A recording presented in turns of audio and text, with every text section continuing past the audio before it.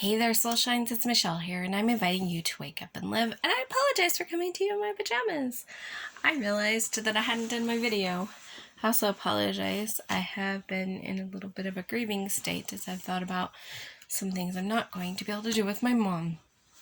And that's okay. You know, feelings come, and we get to experience them. And sometimes we choose not to experience them, and that's okay. It's okay. Do what you need to do to take care of you. So, today, again, here's our deck. The Secret Language of Light. Transmissions from Your Soul by Denise Jarvie.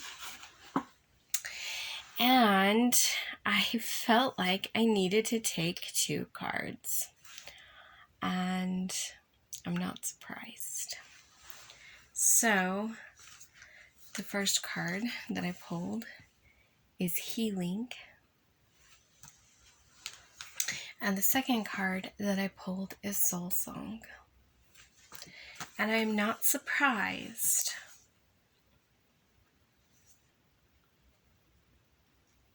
I'm not surprised. See, if you've been following me for any length of time, you may have heard that I am a sound healer. I took a quiz and then followed up with taking a course by Jennifer McLean. And she teaches about 5 different types of healers. She calls them, there's a systemized healer. They love systems. They work with systems. A lot of your astrologists are systemized. Like for me, I'm like, just teach me what is about me, and that's awesome. Maybe about what my kids are, but I just don't feel like I have the patience to learn all of the ins and outs of the systems that the different systems out there. It's just not something I'm drawn to. Even like I'm very rarely drawn to researching with systemized healers are very much researchers as well.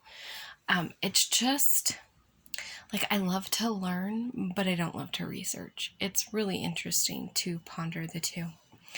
Then they have light healers, and they see lights, they see auras, they often see colors, and there are things about the light healer that I resonate with. Like, I can see the nuances in colors. I was watching, somebody had posted in a group, they had a paint swatch and a shirt, and they're like, exact match, and I'm looking at them going, no, that one has gray in it, that one does not, because I see those nuances. And that is typical of somebody who is a light healer. But that's about the only thing, for the most part, that I resonate with the light healer on. And that's okay. It may be that that's a gift that wants to come out. There's the vibrational healer. Frequency healer. That's what she calls it. And they're the ones that feel heaviness and darkness, and they feel the heaviness of an energy. And I definitely have this one. I would say it's probably my 3rd one. All healers have all 5, just in different levels. And not everybody is a healer. It's hard for me sometimes to remember that because I attract so many healers into my experience. And you also have the people who are the opposite of healers. That's a thing. And people attract those into their experience for reasons as well. But so those who are actually healers have all 5 of these in different varying degrees. And some people have all 5 of them really strong, and there's just different bearings. So the frequency healer, they kind of feel the heaviness of energy. They can feel the vibrations and stuff. And I do that to an extent, but it's not my first natural go-to. Okay. And then you have the intuitive healers. That's one of mine. That's really, really high. They just know things. They have a lot of experience with clairs. And there's just this kind of knowingness to things. Like, I have so many answers that I can't tell you how I know. I just know. And that knowing sometimes I wish I didn't have it. And other times I'm so grateful. And sometimes it's so subtle. Like yesterday, I was getting ready to go to my appointment and it was like, I need my jacket. And then I was like, no, it's August. You don't need a jacket. And so I left without the jacket. And it was like nothing. It was just like kind of that, okay, where's my jacket? As if I was leaving in the fall and instead of, August. When and I also had my appointment I normally schedule with her at 2, and I kept feeling like, 2, we've got to go 1:30. And I was like, why 1:30? And so I'm sitting there at her house going, I don't know why I'm supposed to be here at 1:30. At 2 o'clock, the storm hit so bad, like just like a minute or so before 2, there's just like this storm that just hit so bad. It was like instantly, it was cold, instantly it was rain, it was dark, it was just crazy, it was just like so instant. And at 2 o'clock, I'm like, oh, that's why. It was because I was supposed to already be here instead of waiting and becoming in this storm. I needed to be here. There also was a hailstorm in August in Utah. That was pretty interesting. It's not unheard of, but it was a little surprising. And they ended up having to grab me a blanket because I was cold. And it was just one of those like subtle things, like, see, my instinct was to grab a jacket, but it was subtle, so I didn't actually act on it. It was kind of one of those like, oh, if I would only listened. And that leaves us with the 5th one, which is why this soul song is so important. Because the 5th one is a sound healer, and that is also what I am. I'm a sound healer, I'm an intuitive healer, and as a sound healer, I can program songs. I can heal with my questions. I can heal with my voice. Just by talking to you, I can send you healing vibration. And I hear, like when people are talking, I can hear things in their voice that not everybody can. And I hear the spirits talking to me. And I can have conversations. I can have conversations with body parts if I want to, because for me, that hearing thing is real. I've shut down a lot of it as growing up, because when I would say, did you call me? They'd be like, you're just hearing things.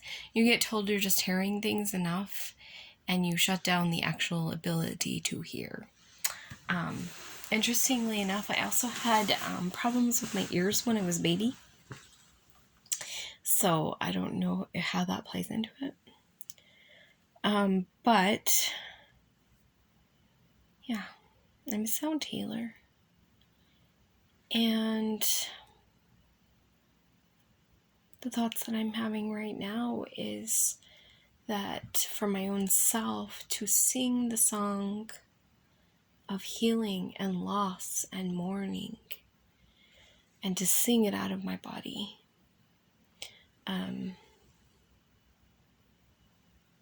That my body is craving healing, and I'm craving healing through song.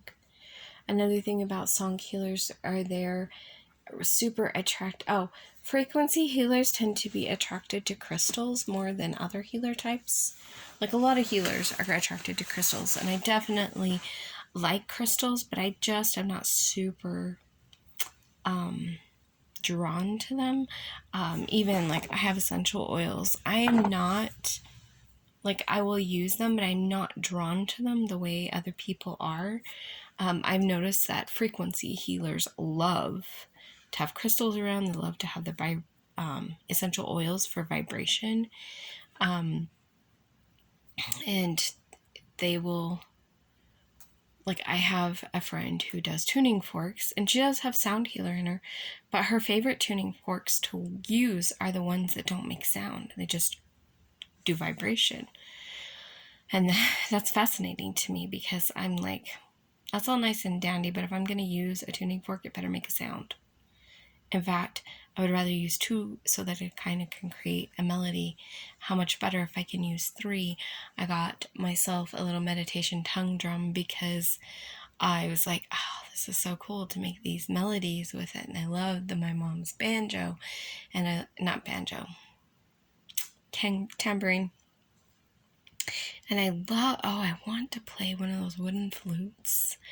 And all of those musical instruments, they call to me.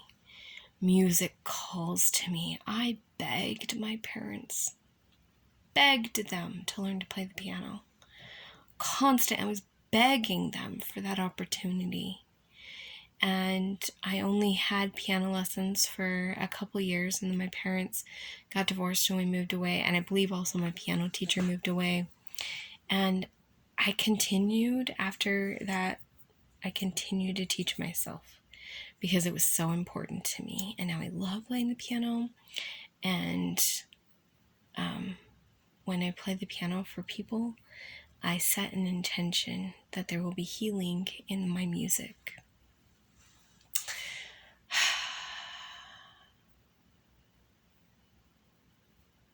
And now I'm going to just take a minute and listen. What else do I need to say to you guys?